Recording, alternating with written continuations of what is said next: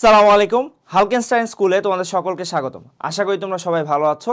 আজকে ক্লাস 6 এ তোমরা যারা আছো তাদের ম্যাথের প্রথম যে চ্যাপ্টারটা আছে স্বাভাবিক সংখ্যা এবং ভগ্নাংশ, এই চ্যাপ্টারটার ক্লাস নিয়ে আমি সাদি তোমাদের সামনে হাজির হয়েছি। এই চ্যাপ্টারে মূলত প্রথমে স্বাভাবিক সংখ্যা নিয়ে আলোচনা করতে গিয়ে প্রথমে আমাদের অঙ্কের পরিচয় দেওয়া হয়েছে এবং পরবর্তীতে কিভাবে অঙ্ক দিয়ে স্বাভাবিক সংখ্যা গঠন করা যায় সেগুলো নিয়ে আলোচনা করা হয়েছে। এইটা হচ্ছে আমি প্রথম পার্টের কথা বললাম। এর পরবর্তীতে তোমাকে সংখ্যার দশমিক স্থান, বিভিন্ন স্থানীয় মান, এগুলো সম্পর্কে শিখিয়েছে এই অধ্যায়। এবং এর পরবর্তীতে যে জিনিসগুলো শেখানো হইলো তোমাকে সেগুলো কিন্তু একটা অনুশীলনের মাধ্যমে সলভ করা হয়েছে এবং পরবর্তীতে হচ্ছে আমরা ভগ্নাংশ পার্টে অগ্রসর হব। তাহলে চলো দেরি না করে আজকে আমরা আমাদের ক্লাসটা শুরু করে ফেলি। তাহলে আমাদের চ্যাপ্টারে দেখতেই পাচ্ছি যে আমরা দুইটা পার্ট রয়েছে, একটা হচ্ছে স্বাভাবিক সংখ্যা এবং আরেকটা হচ্ছে ভগ্নাংশ। তাহলে আমাদের প্রথম পার্টে কি নিয়ে আলোচনা হওয়া উচিত ভাইয়া? প্রথম পার্টে আলোচনা হওয়া উচিত স্বাভাবিক সংখ্যা নিয়ে। তো আমাদের সবগুলো ক্লাস আমরা হচ্ছে একটা সুন্দর আউটলাইনে সাজিয়েছি যাতে সবগুলো ক্লাসেই তোমরা একটা সুন্দর কনসিস্টেন্সি বা ধারাবাহিকতা পেতে পারো। এইখানে আমরা প্রথমে থিওরি বা কনসেপ্ট ক্লিয়ার করব, অর্থাৎ তোমার বইয়ে যে টপিকটা মেনশন করা হয়েছে সেই সম্পর্কে যেই পরিমাণ নলেজ তোমার দরকার অনুশীলনী সলভ করতে এবং পরীক্ষায় যাবতীয় যে সকল কোশ্চেন আসে সেগুলো সলভ করতে, সেগুলো সম্পর্কে আলোচনা করব। পরবর্তীতে অনুশীলনীর আগেই আমাদের কিছু বইয়ের মধ্যে উদাহরণের ম্যাথ থাকে, সেই উদাহরণের ম্যাথগুলো আমরা কিন্তু সলভ করব এবং উদাহরণের ম্যাথগুলো যখন সলভ করব তখন কিন্তু আমাদের আস্তে আস্তে এফিসিয়েন্সি বাড়বে। তখন যখন আমরা পুরোপুরি প্রিপেয়ার্ড হয়ে যাব তখন কিন্তু আমরা এক্সারসাইজ বা অনুশীলনী সলভ করব। সো এটাই হচ্ছে আমাদের ক্লাস আউটলাইন। আমরা তিনটা ভাগে ভাগ করছি এবং এইখানে সব কিছুই আমরা যেই অ্যাপ্রোচটা করব সেটা হচ্ছে প্রবলেম সলভিং অ্যাপ্রোচ। ঠিক আছে, প্রবলেম সলভিং অ্যাপ্রোচ। ওকে, তাহলে চলো আমরা দেরি না করে শুরু করে ফেলি। আচ্ছা দেখো, এইখানে প্রথমে বলা হয়েছে যে এই চ্যাপ্টারে একটা ইন্ট্রো দেওয়া হয়েছে। ইন্ট্রোতে কি বলা হয়েছে যে প্রাচীনকালে মানুষ বিভিন্ন বস্তু বা জিনিস গণনা, অর্থাৎ যেখানে এইটা বলা হয়েছে সেটা আমি বলি, বইয়ের ভাষায় বলাটা আমার কাছে একটু বেশি ফর্মাল লাগে। ঠিক আছে, তো আমরা আসলে কি বুঝাইতে চাইছে সেটা বলি। দেখো, মানুষের সংখ্যার কেন প্রয়োজনীয়তা হইল সেটার কথা বলা হয়েছে। মানুষের সংখ্যার প্রয়োজনীয়তা হয়েছিল গণনা করতে গিয়ে, অর্থাৎ মানুষ কিছু গণনা করতে গিয়েছিল এবং পরবর্তীতে তাদের মনে হইল যে না, এমন একটা সিস্টেম ইন্ট্রোডিউস করা দরকার যেটা কিনা ইউনিভার্সাল হবে এবং সব মানুষই এটা বুঝতে পারবে এবং তাতে তাদের কি লেনদেন, তারপরে হিসাব রাখা, এই সকল বিষয়গুলো কিন্তু সহজতর হইল। অর্থাৎ কাউন্টিং বা গণনার থেকে আসলে সংখ্যা বা অঙ্কের উদ্ভূত হয়েছে। ঠিক আছে, উৎপত্তি বা উদ্ভূত হয়েছে। আচ্ছা, তাহলে এই অধ্যায় শেষে আমরা কি কি শিখবো? তাহলে আমরা প্রথমে শিখন ফল সম্পর্কে জানি, যে অধ্যায় সম্পর্কে আমরা যখন পড়লাম, বুঝলাম এবং পড়ার পরে আমার যে কি লাভ হইল সেই বিষয়গুলা মেনশন করি। চলো দেখো, প্রথমেই বলছে অঙ্ক পাতনের মাধ্যমে স্বাভাবিক সংখ্যা গঠন করতে পারবো। দেখো, এখানে একটা কথা বলেছে অঙ্ক পাতন। তাহলে অঙ্ক কি জিনিস এইটা আমাকে আগে বুঝতে হবে এবং অঙ্ক কি জিনিস এইটা যখন আমি বুঝবো তখনই কিন্তু আমি অঙ্ক পাতনটা কি জিনিস সেই জিনিসটা সম্পর্কে জানবো। তাহলে প্রথম পয়েন্ট হচ্ছে অঙ্ক পাতন, এইটা হচ্ছে আমাদের বুঝতে হবে। এটা আমাদের নতুন। দেশীয় এবং আন্তর্জাতিক রীতিতে অঙ্ক পাতন করে স্বাভাবিক সংখ্যা পড়তে বা লিখতে পারবো, মৌলিক, যৌগিক এবং সহমৌলিক সংখ্যা চিহ্নিত করতে পারবো।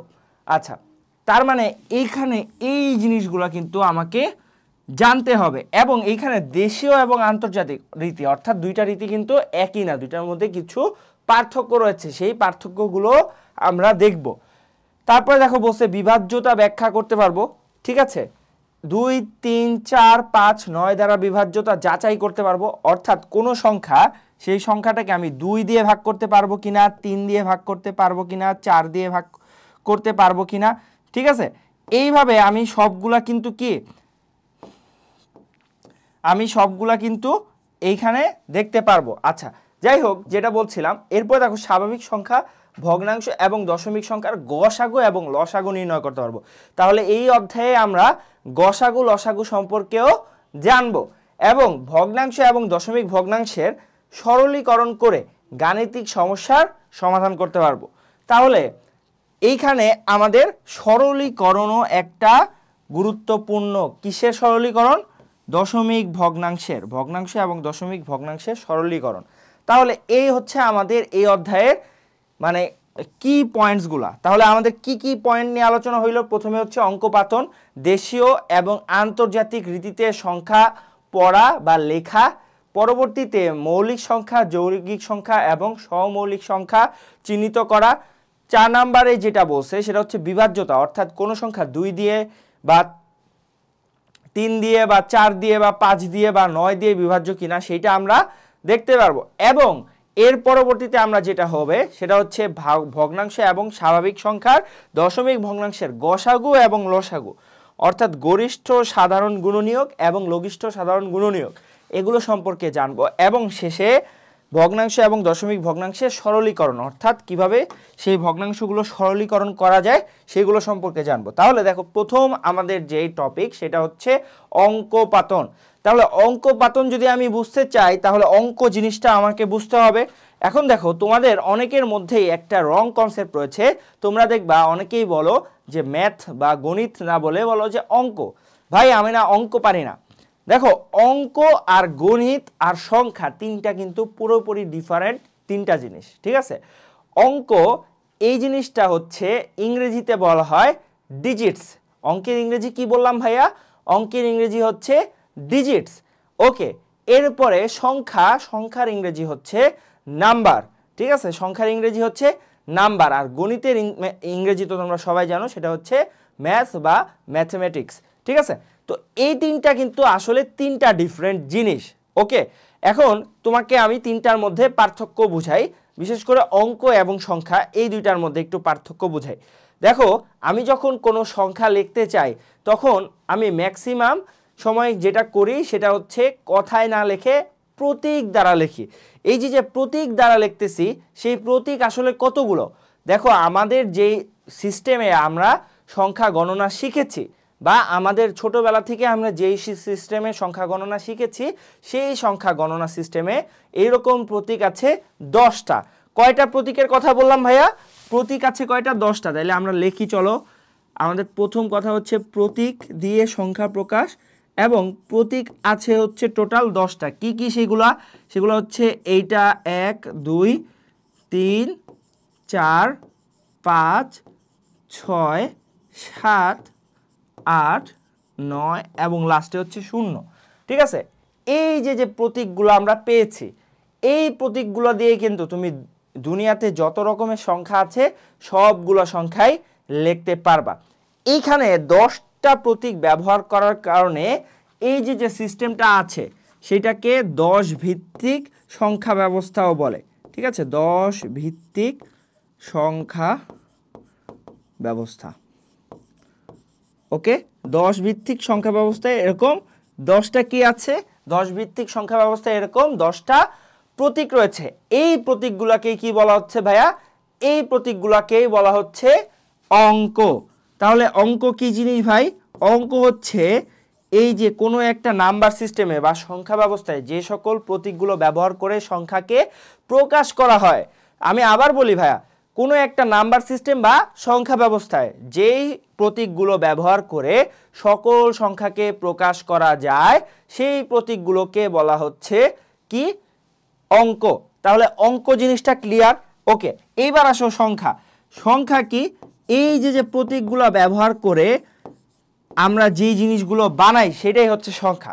এইখানে একটা জিনিস খেয়াল রাখতে হবে ভাইয়া, 1 2 3 4 5 6 7 8 9 0, এইখানে যে 10টা ডিজিট রয়েছে বা অঙ্ক রয়েছে, এরা কিন্তু একই সাথে অঙ্ক আবার একই সাথে সংখ্যাও।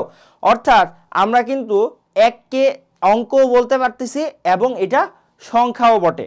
তো এই দুইটা জিনিস খেয়াল রাখতে হবে যে সংখ্যা। দেখো, সংখ্যার উদাহরণ যদি আমি দেই তাহলে আমি 1 লিখতে পারি, 2 লিখতে পারি, আবার 11 লিখতে পারি, আবার 22 লিখতে পারি, আবার 47 লিখতে পারি। এইখানে এই সবগুলাই হচ্ছে সংখ্যা, ঠিক আছে। এখন এর মধ্যে 1 এবং 2 এই দুইটা হচ্ছে আবার কি, এই দুইটা হচ্ছে অঙ্ক, ঠিক আছে। যেমন এইখানে 47 যে লিখলাম, এইখানে কয়টা অঙ্ক আছে ভাইয়া? সংখ্যা একটা, কিন্তু অঙ্ক রয়েছে দুইটা। অঙ্ক দুইটা কি কি ভাইয়া? একটা হচ্ছে 4 আর আরেকটা হচ্ছে 7। আশা করি তোমরা অঙ্ক এবং সংখ্যার এই কনসেপ্টটা ক্লিয়ার হয়েছে। চলো এইবার হচ্ছে আমাদের বইয়ে এই বিষয়ে কি লেখা আছে সেই জিনিসগুলো দেখি। আচ্ছা, এখন এদের মধ্যে দেখো একটা পয়েন্ট তোমাদের বইয়ে বলে দিয়েছে যে প্রথম 9টি প্রতীককে সার্থক অঙ্ক এবং শেষেরটিকে শূন্য বলা হয়। তার মানে কি ভাইয়া? তার মানে হচ্ছে 1 থেকে 9 পর্যন্ত কয়টা অঙ্ক হইল? 9টা। এই 9টা অঙ্ককে কি বলতেছি? সার্থক অঙ্ক। তাইলে আমরা আমাদের এখানে চলে যাই। তাহলে দেখো এইখানে আমার 1 থেকে 9 পর্যন্ত যেইটুক আছে, এই যে এই পর্যন্ত, এইগুলাকে আমরা বলতেছি হচ্ছে সার্থক অঙ্ক, ঠিক আছে। সার্থক অঙ্ক। এবং এইটাকে বলা হয় হচ্ছে কি ভাইয়া? এইটাকে বলা হয় হচ্ছে শূন্য। ওকে, তাহলে সার্থক অঙ্ক কি জিনিস আর শূন্য কি জিনিস সেটা কিন্তু আমাদের বইয়ে সুন্দরভাবে স্পষ্টভাবে বলে দিছে।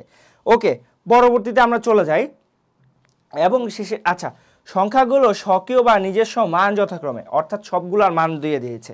অর্থাৎ এইটাকে আমরা 1 বলতেছি, এইটাকে আমরা 2 বলতেছি, এইটাকে আমরা 3 বলতেছি, এইটাকে আমরা 4 বলতেছি, ঠিক আছে। তো এইভাবে হচ্ছে কোরিলেট করে দিছে যে কোন প্রতীকের নাম কি বা কোন প্রতীকের মান কত। ওকে, এবার দেখো বলছে যে 9 অপেক্ষা সব বড় সংখ্যায় 2 বা ততোধিক অঙ্ক পাশাপাশি বসিয়ে লেখা হয়। 9 এর চেয়ে বড় সংখ্যা কোনটা? সবচেয়ে নিকটতম, সেটা হচ্ছে 10, তাই না? স্বাভাবিক সংখ্যা হচ্ছে 10।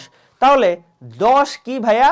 10কে আমার 2টা অঙ্ক দিয়ে লিখতে হচ্ছে। তার মানে 9 এর চেয়ে বড় যে কোনো সংখ্যাই আমি যদি লিখতে চাই, আমাকে মিনিমাম হইলেও 2টা কি অঙ্ক ব্যবহার করতে হচ্ছে, ঠিক আছে। আচ্ছা, তাহলে এছাড়াও আরো একটা বিষয় আছে, সেগুলো কি? সেগুলো হচ্ছে স্বাভাবিক সংখ্যা। তাইলে স্বাভাবিক সংখ্যা কি জিনিস ভাই? এই স্বাভাবিক সংখ্যাটা কি ভাইয়া? আচ্ছা দেখো, স্বাভাবিক সংখ্যা হচ্ছে এমন একটা সংখ্যা বা যে সংখ্যাটার কিছু বৈশিষ্ট্য আছে, যেগুলো কি? সেগুলো পূর্ণ সংখ্যা হইতে হবে। প্রথম কথা হচ্ছে পূর্ণ সংখ্যা হইতে হবে। পূর্ণ সংখ্যা হইল, ওকে, পূর্ণ সংখ্যা হইতো, এবং এইটাকে ধনাত্মক সংখ্যাও হইতে হবে। তাহলে ধনাত্মক সংখ্যা কত থেকে শুরু ভাইয়া?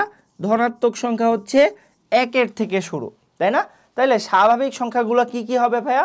স্বাভাবিক সংখ্যাগুলো হবে 1 2 3 4 5 ডট ডট ডট ডট, অর্থাৎ এটা চলতেই থাকবে, এক এক করে বেড়ে এরকম করে চলতেই থাকবে। তাহলে এইটাই হচ্ছে আমাদের স্বাভাবিক সংখ্যার সেট।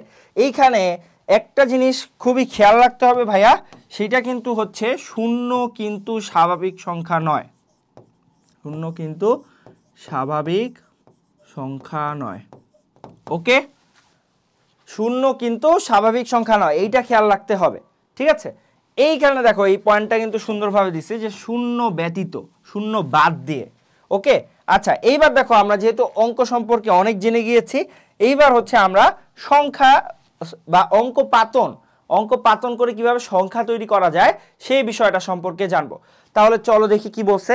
দেখো বলছে কোনো সংখ্যা অঙ্ক দ্বারা লেখাকেই অঙ্ক পাতন বলে। অর্থাৎ আমরা যখন কোনো সংখ্যা লিখি তখন সেটা কি দিয়ে লিখি? আমরা একটু আগে দেখলাম, যখন আমরা 47 লিখছি, আমরা 4 একটা অঙ্ক বসাইছি, 7 একটা অঙ্ক বসাইছি, এবং এরা একটা নির্দিষ্ট স্থানে বসছে। 4-এর কোন পাশে বসছে? 4-এর ডান পাশে কিন্তু আমার 7 বসাইতে হয়েছে, তাইলেই আমি সেটাকে 47 বসাই বলতেছি। কিন্তু 4-এর যদি বাম পাশে বসতো 7, তখন কিন্তু সেইটা 74 হয়ে যেত, তাই না? তাহলে এটার একটা নির্দিষ্ট স্থান আছে, তাহলে নির্দিষ্ট স্থানে কি বসাচ্ছি? অঙ্ক বসাচ্ছি, এবং এই যে সিস্টেমটা, সেই সিস্টেমটাকে অঙ্ক পাতন বলছে, এবং আমি যে আউটকামটা পাচ্ছি সেটাই হচ্ছে সংখ্যা। তাইলে এইটাই হচ্ছে আমার কথা। তাহলে এবার চলো পরবর্তীতে চলে যাই।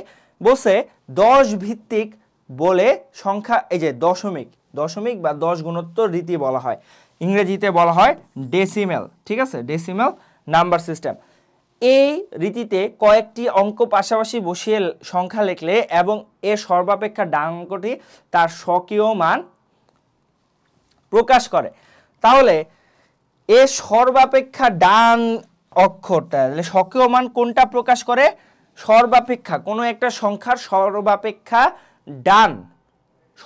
ডান অর্থাৎ আমার ডান দিকে সবচেয়ে লাস্টে যে ডানে যে সংখ্যাটা থাকবে সেটাই হচ্ছে তার স্বকীয় মান প্রকাশ করবে। আচ্ছা, এইবার দেখো ডান দিক থেকে দ্বিতীয় অঙ্কটি এর স্বকীয় মানের 10 গুণ। অর্থাৎ তোমাকে যেটা বলছে আমি একটু বুঝাই বলি ভাইয়া। ধরো একটা সংখ্যা নিলাম, ঠিক আছে, তুমি ধরো একটা যে কোনো সংখ্যা নাও, সংখ্যাটা হইতে পারে 856, ঠিক আছে। এই যে সংখ্যাটা নিলা, এই সংখ্যাটার সবচেয়ে ডান পাশের অঙ্ক কোনটা? দেখো সবচেয়ে ডান পাশের অঙ্ক হচ্ছে এইটা। তাইলে এইটা হচ্ছে কি ভাইয়া? এইটা হচ্ছে এইটার স্বকীয় মান, ঠিক আছে, স্বকীয় মান। তাহলে স্বকীয় মান, এইটাই হচ্ছে স্বকীয় মান। এরপরে তুমি যত বাম দিকে যাইতে থাকবা, অর্থাৎ এক ঘর যদি বাম দিকে যাও, তাইলে প্রথমটার বাম দিকে গেলাম এক ঘর, তাইলে আমি এখন পৌঁছাইলাম কোথায়? 5-এ পৌঁছাইলাম, তাই না ভাইয়া? তাহলে এই যে 5টা রয়েছে, এই 5টা হচ্ছে, এই 5-এর মানটা হচ্ছে, সেইটা হচ্ছে 10 গুণ হয়ে কত হবে? এইটার মান হবে 5 × 10, মানে হচ্ছে 50, ঠিক আছে। এইটার মান হচ্ছে 10 গুণ হয়ে গেল। এবং তুমি যখন আরও এক ঘর ডান দিকে যাবা, অর্থাৎ 8-এ যাবা, তখন এইটার মান ওইটারও 10 গুণ হবে। তখন এটার মান কত হবে? এটার মান হবে 8 × 10 × 10 বা 800। এবং এটা যেহেতু স্বকীয় মান, তাহলে 6 থাকবে। এরপর তুমি সবগুলাকে যোগ করে দাও, 800 প্লাস হচ্ছে 50, তাহলে হয় 850। এরপরে এটার সাথে আবার 6 যোগ করো, তাহলে দেখবা 856 পাচ্ছ। তাহলে এইভাবেই হচ্ছে সংখ্যা ব্যবস্থাটা আসলে ডিফাইন। এই কথাটাই তোমার বইয়ে অনেক কাহিনী করে লেখছে ভাই, তুমি এইটা হচ্ছে পড়ে নিও, ঠিক আছে। এইখানে আমি তোমাকে কিন্তু খুব সহজ করে বুঝিয়ে দিয়েছি। এইখানে একটা জিনিস যেটা আমি বলি নাই, সেটা হচ্ছে এই যে মানগুলো পেয়েছি, এই যে মানগুলো পেয়েছি, এইখানে যে মানটা রয়েছে, এইখানে যে মানটা রয়েছে, এইখানে যে মানটা রয়েছে, এই মানগুলোর একটা নাম আছে ভাই। সেইটা কি? সেইটা হচ্ছে স্থানীয় মান, ঠিক আছে, স্থানীয় মান, স্থানীয় মান। ওকে, আচ্ছা, এইখানে আরো একটা বিষয় আছে, সেটা হচ্ছে তাইলে ভাই স্বকীয় মানটা কি? স্বকীয় মান মানে হচ্ছে এই যে 8, এখানে যে 8 আছে না, এই 8-এর মানটা 8ই, ঠিক আছে। যদি 8 কখন হইতো? যদি এটা সবচেয়ে ডান দিকে হইতো। কিন্তু এখানে কিন্তু 8-এর মান আর 8 নাই, 8-এর মান কত হয়ে গেছে? 8-এর মান হয়ে গেছে 800। তার মানে কি হচ্ছে? এই যে স্থানীয় একটা মান এসে যাচ্ছে, তার মানে মেইন যেটা সংখ্যাটা রয়েছে সেইটাই হচ্ছে এটার স্বকীয় মান। অর্থাৎ 8-এর মান 8, 8 যে অঙ্কটা রয়েছে, অঙ্ক রয়েছে, সংখ্যা বলে বলেছি, অঙ্ক রয়েছে, এখানে অঙ্কটা কি? 8। 8-এর স্বকীয় মান কত? সেটাও কিন্তু 8, ঠিক আছে। তো সেইটার কথাই বলা হয়েছে, এখানে একটা প্যাচ দেওয়ার চেষ্টা করছে, তোমরা এটা নিয়ে কোনো প্যাচ খাও না, ঠিক আছে। তো আমাদের 3 নাম্বার ঘরে থাকলে সেটা 100 গুণ হয়ে যাচ্ছে। যদি 4 নাম্বার আর একটা ঘর থাকতো, ধরো যে এখানে রয়েছে 4, তাহলে সেটা কত গুণ হইতো? তাহলে সেটা হইতো 1000 গুণ। অর্থাৎ প্রত্যেকবারই 10 গুণ করে বাড়তেছে। কি বাড়তেছে ভাইয়া? স্থানীয় মানগুলো, ঠিক আছে। তো এটাই হচ্ছে কাহিনী। তাহলে আমরা পরবর্তীতে চলে যাই দেশীয় সংখ্যা পঠন রীতি, অর্থাৎ আমাদের দেশে বা দেশীয় যে ব্যবস্থাটা রয়েছে সংখ্যা, সেইখানে আসলে কিভাবে এই সংখ্যাগুলো পড়া হয় সেটা হচ্ছে আমরা এখন শিখব। সেটা শেখার জন্য আমাদেরকে একটা জিনিস জানতে হবে, সেটা হচ্ছে একটা ছন্দের মতো। সেটা কি? সেটা হচ্ছে আমরা প্রথমে একক নিয়ে আলোচনা করব, একক, দশক, তারপরে শতক, ঠিক আছে, শতক, তারপরে হাজার, বা এটার আরও একটা নাম আছে, সেটা হচ্ছে সহস্র, ঠিক আছে, হাজার বা সহস্র। তাহলে কি বললাম? একক, দশক, শতক, হাজার বা সহস্র, তারপরে অযুত, ঠিক আছে, অযুত, তাহলে অযুত, এরপরে হচ্ছে লক্ষ, এরপরে হচ্ছে নিযুত, এবং এরপরে হচ্ছে কোটি, ঠিক আছে। কোটির সাথে আমরা অনেকেই পরিচিত। নিযুত আর অযুত এই দুইটা হচ্ছে নতুন লাগার কথা অনেকের। এখন এই নিযুত আর অযুতকে আমরা একটা ক্যাটাগরির মানে একটা নির্দিষ্ট ক্যাটাগরির আন্ডারে আনতে পারি। নিযুত আর লক্ষ এবং এইখানে যে অযুত আর হাজারটা রয়েছে এরা আসলে মূলত হাজার এবং লক্ষর সাথেই রিলেটেড। কিভাবে আমি বলছি, হাজার এবং লক্ষর সাথেই রিলেটেড, ঠিক আছে। এটা এর জন্যই আমরা এত ব্যবহার করি না। আচ্ছা দেখো, এখন আমরা একটা সংখ্যা চিন্তা করি, ঠিক আছে। সংখ্যাটা কত অঙ্কের হবে? সংখ্যাটা হবে 1 2 3 4 5 6 7 8, 8 অঙ্কের একটা সংখ্যা হবে। তাহলে 8 অঙ্কের একটা সংখ্যা আমরা লিখি, সেটা হচ্ছে 8 7 6 5 4 3 2 1, ঠিক আছে। এইটা হচ্ছে একটা আমার 8 অঙ্কের সংখ্যা হইল। এখন এই সংখ্যাটা আসলে আমরা কিভাবে পড়ব, এটা তো আমরা বলতে পারতেছি না যে 8 7 6 5 4 3 2 1।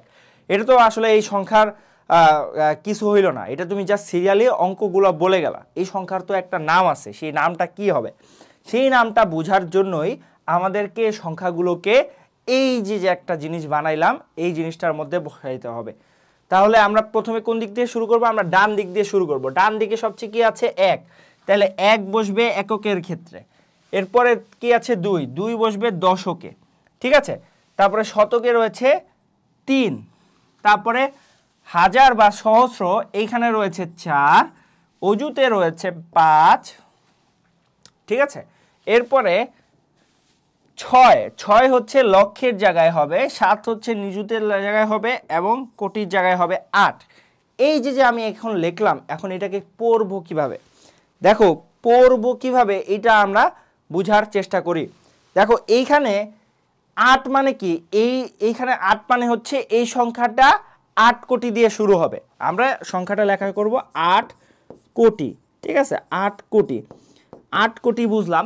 এখন দেখো নিযুত, এখন এইটা নিযুত মানে কি? 7 নিযুত হবে না? তাহলে 7 নিযুত। এখন 7 নিযুত হইল, তারপরে কি? 6 লক্ষ, তাই না? তাহলে 6 লক্ষ, ঠিক আছে। এরপরে কি? 5 অযুত, 5 অযুত। এখন এরপরে কি? হাজার, তাই না?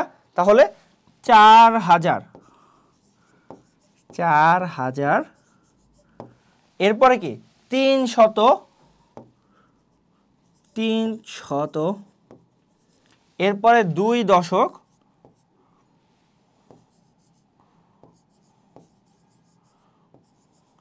এবং 1 একক।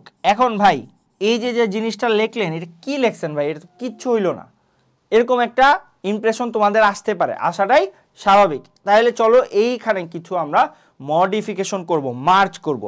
কোন কোন জায়গায় মার্চ করা যায় ভাই? দেখো আমি দেখো নিযুত আর লক্ষ এই দুইটাকে উপরে লক্ষ দিয়ে আলাদাভাবে প্রকাশ করেছি, তাই না? এইটার একটা কারণ আছে। কারণ কি? এই দুইটাকে আসলে আমাদের দেশীয় সাধারণ যে ব্যবস্থাটা রয়েছে সেখানে একসাথেই লেখা হয়। তাহলে এই জিনিসটাকে আমরা কিভাবে লিখতে পারি? এই জিনিসটাকে আমরা লিখতে পারি এইভাবে যে এইখানে যে দুইটা সংখ্যা আছে সেই দুইটা সংখ্যাকে পাশাপাশি লিখে তারপরে সেটা লক্ষ লিখে দিব। তাহলে ব্যাপারটা হবে এইরকম, এইখানে 8 কোটি থাকতেছে, ঠিক আছে। এইখানে 8 কোটি থাকলো, আচ্ছা 8 কোটি থাকলো। এরপরে এই দুইটা পাশাপাশি বসাইলে হচ্ছে কত? 76, তাহলে 76 লক্ষ, এভাবে লিখতে পারি। এবং এইখানেও দেখো এই দুইটাকে মার্চ করব, তাহলে 54,000, ঠিক আছে। তাহলে এটা হবে 54,000 হইল। এইবার দেখো 3 শতক মানে কি? 300, তাইলে 300, তাইলে 300। এরপর দেখো 2 দশক, আমরা কি দশক বলি? আমরা কিন্তু দশক বলি না, আমরা লাস্টের দুইটা সংখ্যা কিন্তু একসাথে লিখে দেই। তাহলে লাস্টের দুইটা সংখ্যাকেও যদি মার্চ করি তাহলে কত আসতেছে? 21, তাই না? তাহলে আমরা 21 লিখতে পারি, অথবা 2 10 1 অথবা আমরা 21 ডাইরেক্ট লিখে দিতে পারি। এটাও লিখতে পারি, এটাও লিখতে পারি, এটা তোমাদের ইচ্ছা। এইবার দেখো তোমাদের বইয়ে কিন্তু এই জিনিসগুলাই খুব সুন্দর করে বলা আছে, ঠিক আছে? এই জিনিসগুলাই খুব সুন্দর করে বলা আছে, এই জিনিসটা আমরা আর ঝামেলা করে পড়লাম না। এইবার দেখো কমা বসিয়ে কথায় লেখো। এখন কমা বসানোর কি সিস্টেম ভাইয়া, চলো সেটা আমরা এবার দেখে নেই যে কিভাবে কমা বসাইতে হয়, এবং পরবর্তীতে আমরা এটাকে কথায় লেখার চেষ্টা করব। কমা বসানোর সিস্টেমটা হচ্ছে যে তুমি এই সংখ্যাটাকে লেখো, ঠিক আছে? এই সংখ্যাটাকে লিখলাম, ধরো যে এই সংখ্যাটা হচ্ছে কি দেওয়া আছে, 9 8 7 6 5 4 3 2 1, এইটাই তো আমার সংখ্যা, তাই না? 9টা ডিজিট আছে। আচ্ছা, আমাদেরকে যে কাজটা করতে হবে সেটা হচ্ছে ডান দিক থেকে কমা বসানো শুরু করতে হবে, এবং ডান দিক থেকে প্রথমে আমরা 3 ডিজিট যাব, 1 ডিজিট 2 ডিজিট 3 ডিজিট, তারপরে এখানে একটা কমা দিব, ঠিক আছে? 3 ডিজিট পরে কমা দিব, এরপরে থেকে খালি 2 ডিজিট পরে কমা দিব। তাহলে এই যে হচ্ছে আমার কমা দেওয়ার সিস্টেম। তাহলে এইভাবে হচ্ছে আমাকে কমা বসাইতে হবে। তাহলে প্রথমে কি করব, ডান দিক থেকে 3 ডিজিট যাব, তাহলে কমা বসানোর সিস্টেমটা আমরা লিখে ফেলি, ঠিক আছে? কমা বসানোর পদ্ধতিটা তাহলে কি ভাইয়া? কমা বসানোর পদ্ধতিটা হচ্ছে প্রথমে ডান দিক থেকে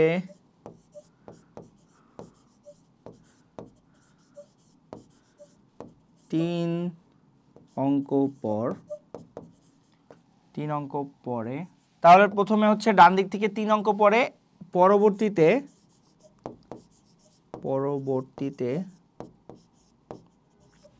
2 অঙ্ক পর। এটাই হচ্ছে আমার কমা বসানোর টেকনিক। তাহলে আমরা কিন্তু কমা বসানোর টেকনিকটা শিখে গেলাম, ঠিক আছে? আচ্ছা, এইবার আসো এটাকে কথায় কিভাবে লেখা যায়। তাহলে কথায় লিখতে হইলে আমাদেরকে কি করতে হবে, ওই যে ছকটা আমরা বানাইছিলাম, একক দশক শতক হাজার অযুত লক্ষ নিযুত কোটি, ওই ছকটা বানাইতে হবে। তাহলে ওই ছকটা বানাই, চলো আবার। এটা হচ্ছে আমরা ফার্স্ট টাইম বানাবো, পরবর্তীতে আমরা একসাথে বোঝার চেষ্টা করব। তাহলে একক দশক, তাহলে এখানে হচ্ছে কোটি, ঠিক আছে? তারপরে ছিল নিযুত লক্ষ, তারপরে ছিল কি অযুত হাজার, এবং এরপর ছিল হচ্ছে শত, দশক, একক, তাই না? এবার দেখো তুমি মানগুলা বসাও, ঠিক আছে? প্রথমে মান কত, প্রথমে 1, এরপরে 2, এরপরে 3, এরপরে 4, পরে 5, এরপরে 6, পরে 7, এরপরে 8। এখন আরও একটা সংখ্যা তো আছে, আর যাই থাকুক না কেন সব এই পাশে হবে, ঠিক আছে? সব এই পাশেই হবে, তাহলে সেটা কোটির ঘরেই হবে। তাহলে দেখো কোটির ঘরে কত হচ্ছে ভাইয়া, কোটির ঘরে হচ্ছে 98। তাহলে প্রথম কথাটা হবে সেটা হচ্ছে 98 কোটি, তাই না? 98 কোটি, এটা হচ্ছে প্রথম কথা।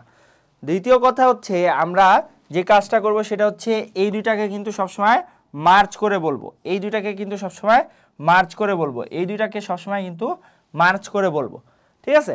তাহলে কত হচ্ছে, তাহলে দেখো এইখানে হচ্ছে 76 লক্ষ 54,321 বা 21। এখন তুমি চিন্তা করো, আমাদের কি কাজ শেষ? আমাদের কাজ শেষ না। কেন শেষ না? কারণ আমাদেরকে কথায় লিখতে বসে। আমরা কি কথায় লিখছি? না, লিখি নাই। কথায় লিখলে কিভাবে লিখতে হবে ভাই? কথায় হচ্ছে তোমাকে যে কাজটা করতে হবে সেটা হচ্ছে পুরাটা বাংলায় লিখতে হবে, 98 কোটি। তাহলে 98 কোটি, এটা তুমি প্রথমে লিখলা। এরপরে কি 76 লক্ষ, তাহলে তুমি 76 লেখো, 76 লক্ষ। এরপরে কত? এরপর হচ্ছে 54,000, তাহলে লেখো 54,000। এবং পরবর্তীতে কত? পরবর্তীতে হচ্ছে 321, তাহলে 321, সরি 321, এইটা হচ্ছে আমার কথায় লেখা। ঠিক আছে, তাহলে আমি কিন্তু কথায় লিখে ফেললাম। ওকে, ডান। এইবার দেখো তোমাদের হচ্ছে একটা সিস্টেম শিখাই যে এইটা কিভাবে এই ছকটা করা ছাড়াও তুমি করতে পারবা। আচ্ছা, ছকটা ছাড়া কিভাবে করতে পারবা, দেখো এইখানে যেই সংখ্যাটুকু আছে যেটাকে আমি বলি হচ্ছে 3টার জেড সংখ্যা, এই সংখ্যাটাকে কিন্তু তুমি খুব সহজেই পড়তে পারতেছো, সেটা হচ্ছে 321। ঠিক আছে, 321। পরবর্তীতে যাও, পরবর্তীতে যে দুইটা সংখ্যা থাকবে এই দুইটা হচ্ছে হাজার। ঠিক আছে, এই দুইটা হচ্ছে কিসের ভাইয়া, এই দুইটা হচ্ছে হাজারের। তাহলে এখানে কত আছে ভাইয়া, এখানে হচ্ছে 54, তাহলে 54 হবে হাজার। এর পরবর্তী দুইটা হচ্ছে লক্ষ। ঠিক আছে, তাহলে এইটা কত হবে, এইটা হবে 76 লক্ষ। এরপরে যাই থাকুক না কেন সেটা হচ্ছে কোটি, এটা হচ্ছে নিনজা টেকনিক। ঠিক আছে, কোটি। তাহলে আমার কিন্তু এখন দেখো খুব সহজ হয়ে গেল, 98,76,54,321।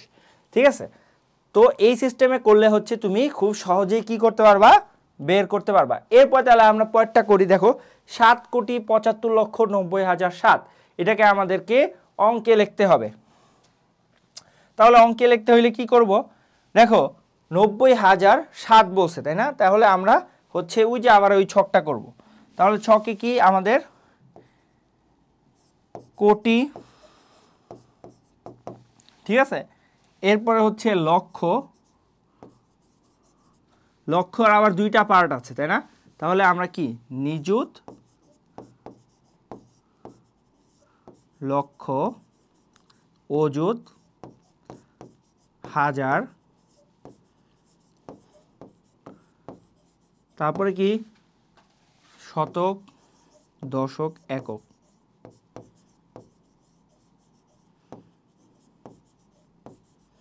ওকে, এইবার তুমি খেয়াল করো, এইবার হচ্ছে তুমি মান বসাও। তাহলে দেখো 7 কোটি, তাহলে কোটির জায়গায় 7 বসায় দাও। এরপরে কি বলছে 5 লক্ষ, তাহলে লক্ষের জায়গায় 5 বসায় দাও।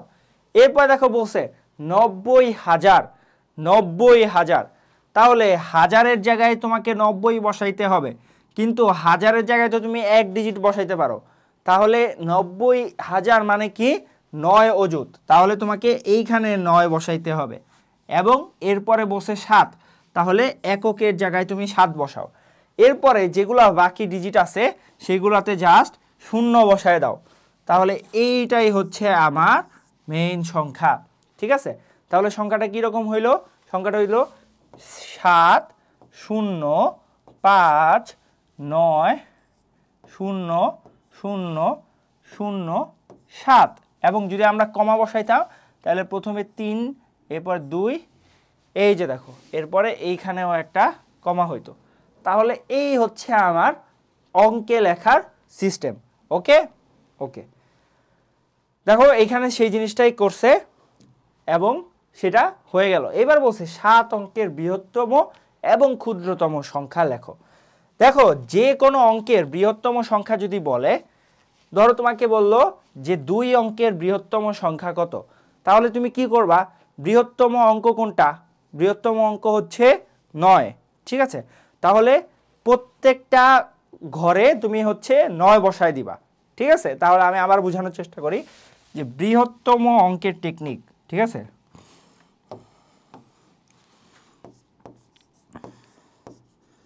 বৃহত্তম অঙ্ক হচ্ছে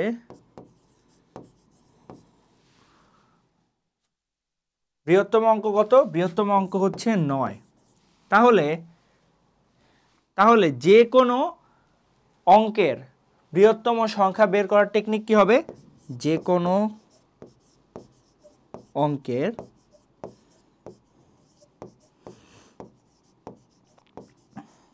বৃহত্তম সংখ্যা, বৃহত্তম সংখ্যা, এটা বের করার টেকনিক কি, এটা বের করার টেকনিক হচ্ছে প্রতিটি অঙ্কে 9 বসানো, প্রতিটি অঙ্কে 9 বসানো। ওকে, এবং পরবর্তীতে যাই আমরা। পরবর্তীতে আমাদেরকে বলছে যে ক্ষুদ্রতম সংখ্যা লেখো। এখন ক্ষুদ্রতম অঙ্ক কোনটা ভাইয়া? ক্ষুদ্রতম অঙ্ক হচ্ছে 0, ঠিক আছে।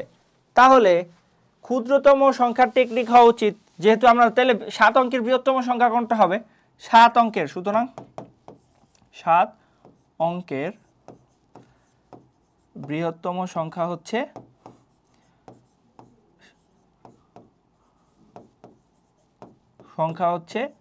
কয়টা অঙ্ক থাকবে? 7টা। প্রত্যেকটা অঙ্কের জায়গায় 9 হবে, তাইলে 7টা 9 হবে, তাই না? তাহলে 1টা 9, 2টা 9, 3টা 9, 4টা 9, 5টা 9, 6টা 9, 7টা 9। এইটাই হচ্ছে আমার 7 অঙ্কের বৃহত্তম সংখ্যা। এইবার আসো ক্ষুদ্রতম সংখ্যার টেকনিক। তাহলে কি হবে? যেহেতু সবচেয়ে ক্ষুদ্র সংখ্যা কি? 0, তাই না? সবচেয়ে ক্ষুদ্রতম সংখ্যা কি? 0, তাই 7টা 0 হওয়ার কথা। এখন দেখো, যদি আমরা 7টা 0 বসাই, তাইলে সেটা কি আসলে 7 অঙ্কের থাকতেছে কিনা?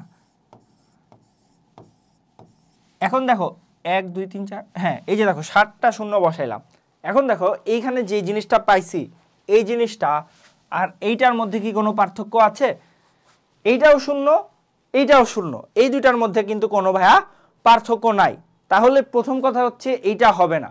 তাহলে কি হবে? দ্বিতীয় একটা কেস আসতে পারে, যেহেতু বলতেন ভাই এইটার মানে কোনো সমস্যা নাই, তাহলে এই জায়গায় আমরা শূন্যের জায়গায় একটা 1 দিয়ে দেই, তাইলে কি হয়? দেখো এইখানে তুমি যে সংখ্যাটা লিখছো, এইটার জায়গায় তুমি যদি এইখানে 1 লেখো, তাইলে কি কোনো পার্থক্য আছে? উত্তর হচ্ছে না, কোনো পার্থক্য নাই, একই জিনিস। এইটা মানেও 1, এটার মানেও 1, এবং দুইটা দেখো এটা কিন্তু আলটিমেটলি একটা 1 অঙ্কের সংখ্যা, কারণ বাম পাশে শূন্যের কিন্তু প্রথমে যদি কোনো ডিজিট না থাকে তাহলে কোনো দাম নাই।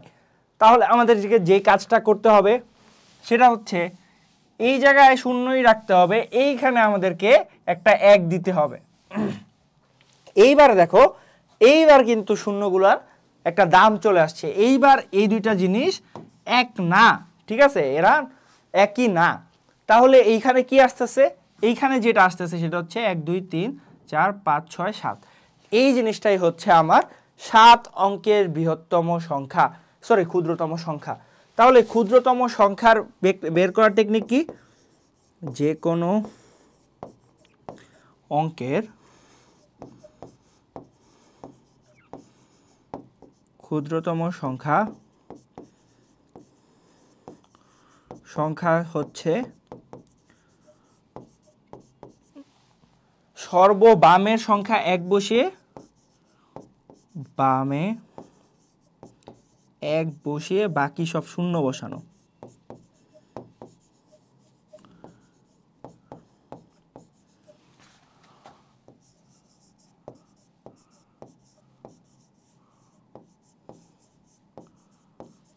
তাহলে 7 অঙ্কের ক্ষুদ্রতম সংখ্যা কোনটা? 7 অঙ্কের ক্ষুদ্রতম সংখ্যা হচ্ছে এই জিনিসটা, ঠিক আছে? কোন জিনিসটা ভাইয়া? আপনি কোনটার কথা বললেন? আমি হচ্ছে এইটার কথা বলছি, সরি।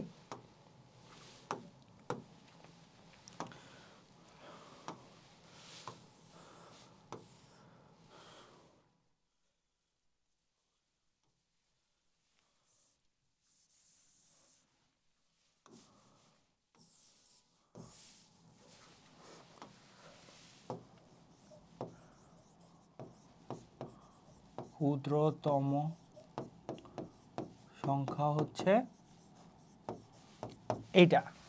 আচ্ছা, তাহলে আমরা 7 অঙ্কেরটা তো বের করলাম। যদি 6 অঙ্কের বলে তাহলে 6টা 9 হবে, এবং ক্ষুদ্রতম সংখ্যা হবে কোনটা? ক্ষুদ্রতম সংখ্যা হবে হচ্ছে প্রথমে একটা 1 বসাবো, তাহলে আর কয়টা বাকি থাকে? আর হচ্ছে 5টা অঙ্ক বাকি থাকে, ওই 5টার জায়গায় আমরা 5টা 0 বসাই দিব, ঠিক আছে? এটাই হচ্ছে টেকনিক। ওকে, তাহলে আমরা পরবর্তীতে চলে যাই। দেখো এখানে কিন্তু এই জিনিসটাই করছে, এবং তোমরা যে একটা কাজ করতে পারো সেটা হচ্ছে এখানে একটা কমা বসানো। কমাটা কোথায় বসাবো ভাইয়া? কমা বসানোর টেকনিক আমরা বসি প্রথমে 3 ডিজিট পর, তাহলে এইখানে একটা, এরপরে 2 ডিজিট পর পর। তাহলে এখানে প্রথমে 3 ডিজিট পরে এখানে একটা, এরপরে 2 ডিজিট পর পর, ঠিক আছে? এটাই হচ্ছে এখানে কমা বসানোর টেকনিক। ওকে, পরবর্তীতে চলে যাই। বলছে একই অঙ্ক মাত্র একবার ব্যবহার করে, তার মানে কোনো অঙ্কই কি করা যাবে না, বারবার ব্যবহার করা যাবে না। একটা অঙ্ক একবারই ব্যবহার করতে পারবা। এখানে কয়টা অঙ্ক আছে? এখানে 1 2 3 4 5 6, টোটাল 6টা অঙ্ক আছে। তার মানে 6টা অঙ্ক যদি আমি একবার করে ব্যবহার করি, আমি 6 অঙ্ক পাইতে পারবো। এইবার বলছে যে অঙ্কগুলো দ্বারা 6 অঙ্কের বৃহত্তম এবং ক্ষুদ্রতম সংখ্যা গঠন করো। তাইলে আমাকে 6 অঙ্কের বৃহত্তম এবং ক্ষুদ্রতম সংখ্যা মানে বের করতে বলে নেই, আমাকে বলছে যে এই অঙ্কগুলো ব্যবহার করে তুমি হচ্ছে 6 অঙ্কের বৃহত্তম এবং ক্ষুদ্রতম সংখ্যা বের করো। আচ্ছা, এখন আমাদেরকে আসলে যে কাজটা করতে হবে সেইটা হচ্ছে অঙ্কগুলোকে সিরিয়ালি সাজাইতে হবে বড় থেকে ছোট। তাহলে বৃহত্তম সংখ্যাটা কি হবে? বৃহত্তম সংখ্যার জন্য আমরা যেটা করব সেটা হচ্ছে বড় থেকে ছোট সাজাবো। বৃহত্তম সংখ্যা বের করার জন্য আমরা যেটা করব সেটা হচ্ছে বড় থেকে ছোট সাজাবো, বড় থেকে ছোট সাজাবো। ওকে, বড় থেকে ছোট সাজাবো। তাহলে বড় কোনটা? এখানে এখানে বড় হচ্ছে 8, 8-এর পর সবচেয়ে বড় আছে 7, এরপরে সবচেয়ে বড় আছে 5, এরপরে কে বড় আছে 4, এরপরে কে বড় আছে 3, এরপরে 0। তাহলে এইটাই হচ্ছে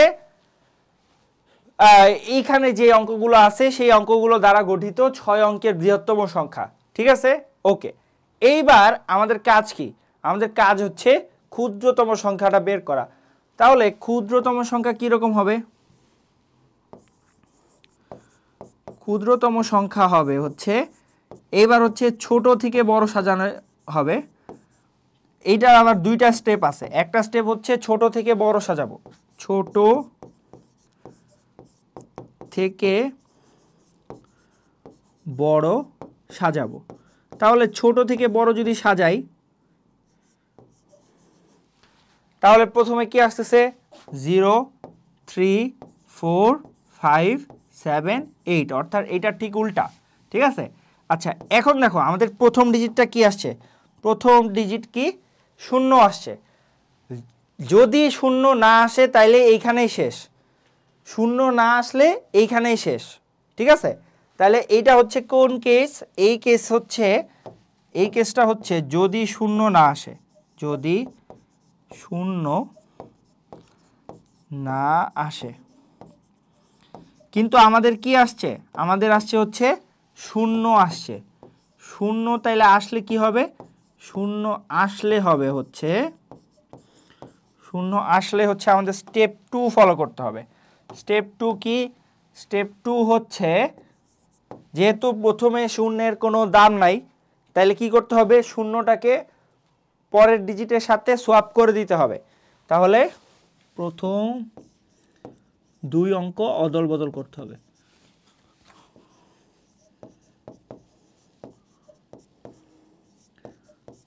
অদল বদল।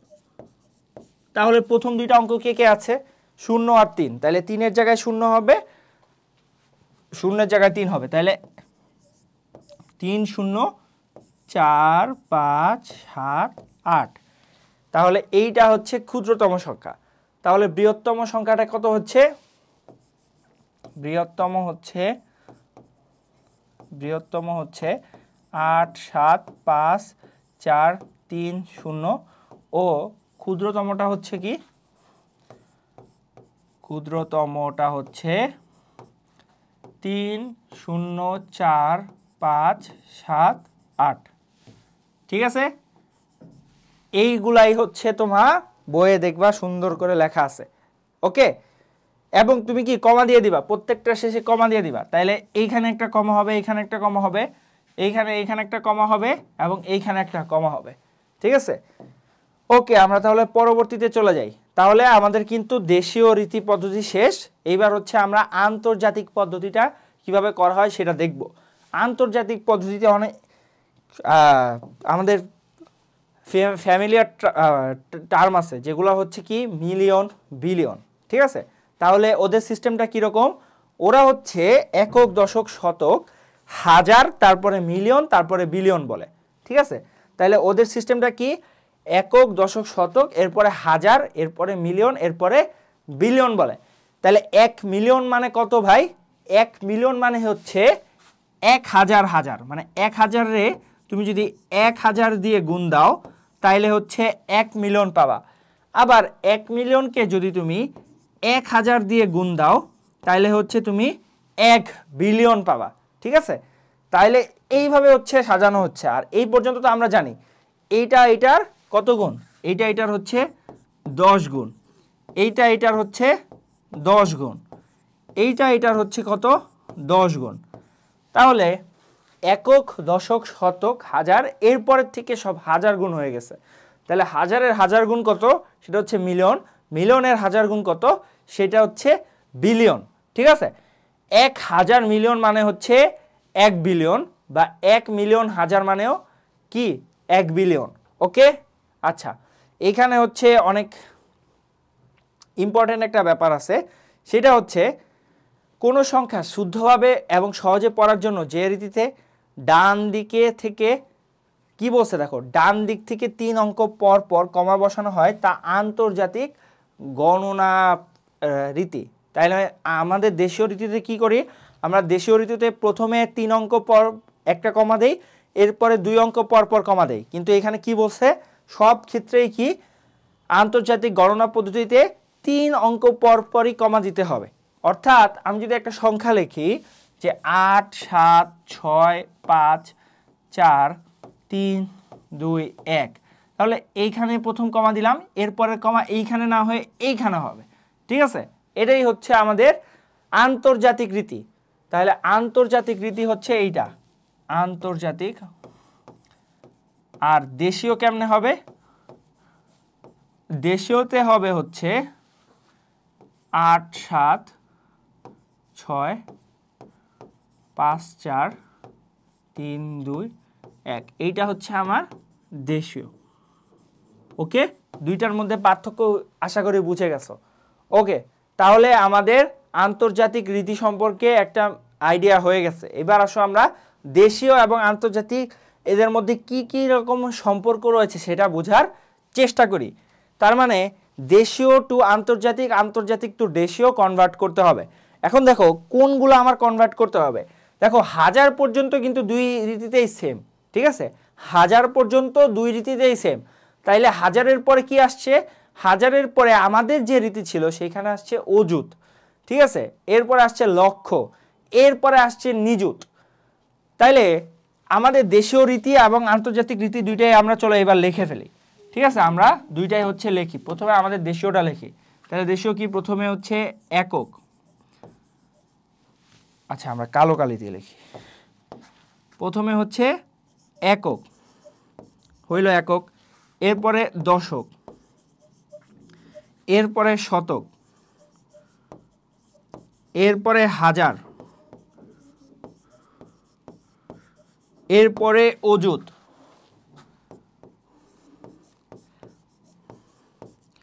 এরপরে লক্ষ,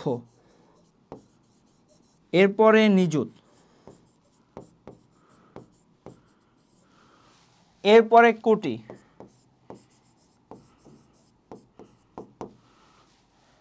এখন দেখো এটা হচ্ছে আমাদের দেশীয় রীতি। এইবার আন্তর্জাতিক রীতিটা লিখি, অন্য একটা কালি দিয়ে লিখি। এইটা হচ্ছে আন্তর্জাতিক রীতি, একক, ঠিক আছে, দশক, শতক, এরপরে হাজার, এরপরে আমি একটু পজ দেই, ঠিক আছে, হাজারের পরে আমি একটু পজ দিচ্ছি। কেন দিচ্ছি আমি তোদেরকে বলতেছি, দেখো খেয়াল করে দেখো, খুবই ভালো করে খেয়াল করে দেখো। আমাদের উপরে যেই সিস্টেমটা ছিল এইখানে প্রত্যেকটা ঘরে কি হয়েছে, 10 গুণ করে বাড়ছে না, এইখানে 10 গুণ বাড়ছে, এইখানে 10 গুণ বাড়ছে, এইখানে 10 গুণ বাড়ছে, এইখানে 10 গুণ বাড়ছে, এইখানেও 10 গুণ বাড়ছে, অর্থাৎ প্রত্যেক ক্ষেত্রেই 10 গুণ বেড়েছে, ঠিক আছে। কিন্তু বিদেশি বা আন্তর্জাতিক যে রীতি আছে এইখানে দেখো প্রথমে 10 গুণ বাড়লো, এইখানেও 10 গুণ বাড়লো, এইখানেও 10 গুণ বাড়লো, কিন্তু আমরা জানি যে এরপরে হচ্ছে 1000 গুণ বাড়ছে। তাহলে 1000 গুণ মানে কি, কতগুলা 10 যাইতে হবে আমাকে? এইখানে 10 গুণ হইলো, এইখানে 100 গুণ হইলো, এইখানে 1000 গুণ হইলো। তার মানে এইখানে হচ্ছে পরবর্তীতে আমার যে মিলিয়ন আছে, সেই মিলিয়ন মানেই হচ্ছে আমার নিযুত।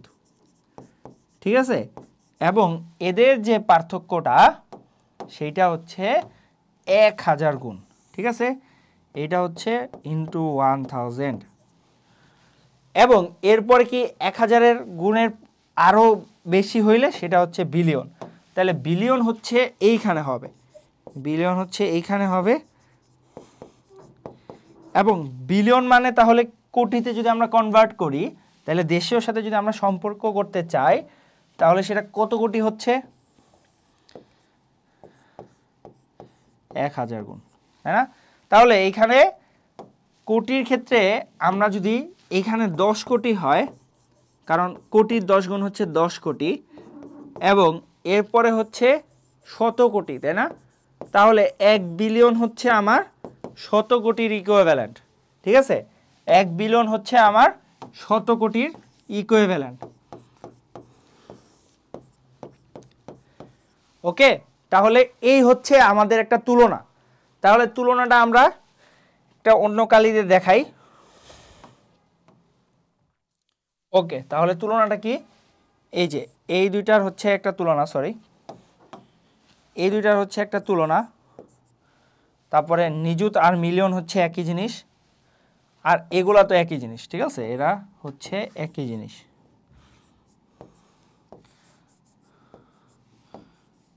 এটাই হচ্ছে এদের রূপান্তরের সিস্টেম।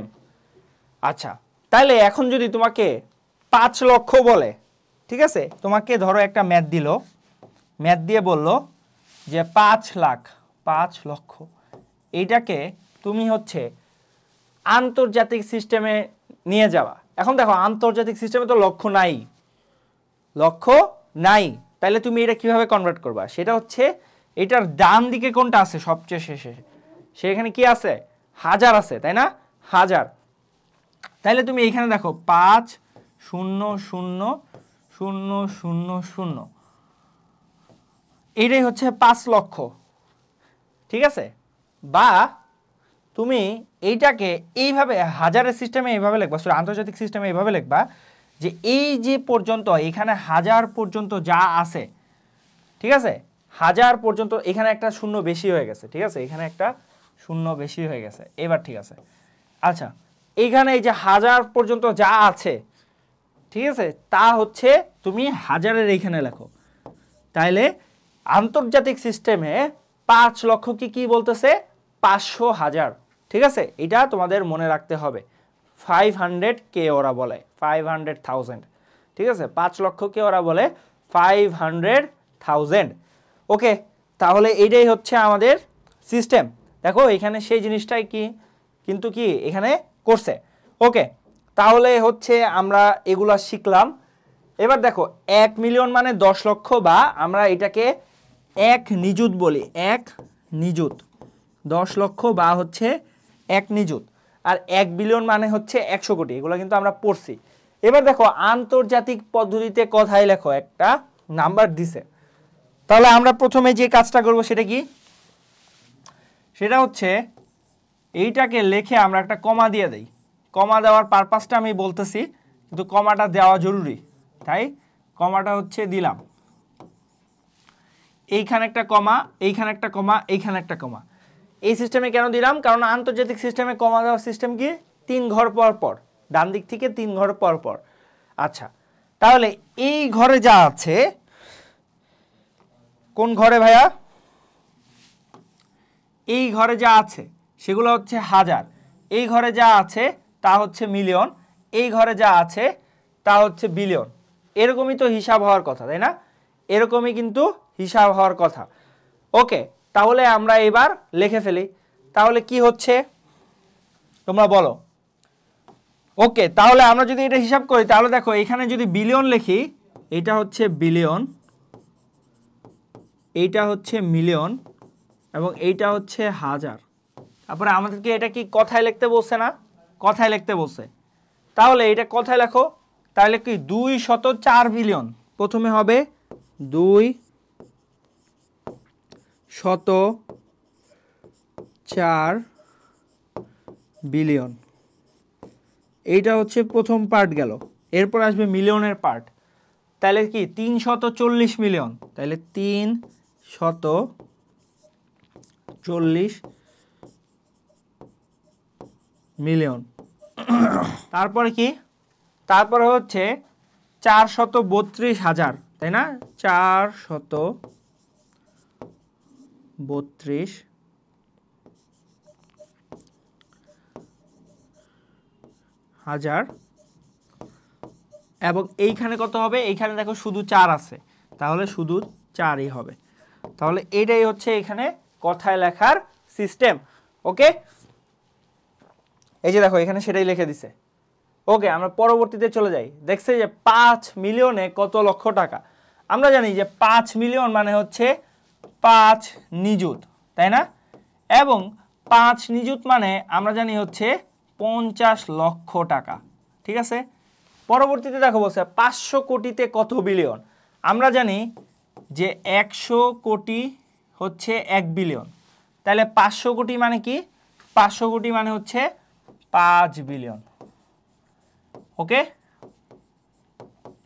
যেহেতু 100 কোটিতে 1 বিলিয়ন, তাহলে 500 কোটিতে কি 5 বিলিয়ন, এখানে সেটাই লেখছে। সো এই ছিল হচ্ছে আমাদের প্রথম পার্ট, অর্থাৎ আমাদের অঙ্ক পাতন এবং এর পরবর্তীতে দেশীয় রীতি, আন্তর্জাতিক রীতি, এবং শেষে আমাদের দেশীয় এবং আন্তর্জাতিক রীতি সম্পর্কের যে প্রথম পার্টটুকু ছিল অনুশীলনের আগ পর্যন্ত 1.1-এর, সেই পর্যন্ত কনসেপ্ট ক্লাস। আশা করি তোমরা সব কিছু ভালো করে বুঝতে পারছো। এখন আমরা যে কাজটা করব সেটা হচ্ছে এইখানে যে অনুশীলনীটা আছে সেটা সলভ করে ফেলবো। তাহলে চলো দেরি না করে আমরা শুরু করে ফেলি।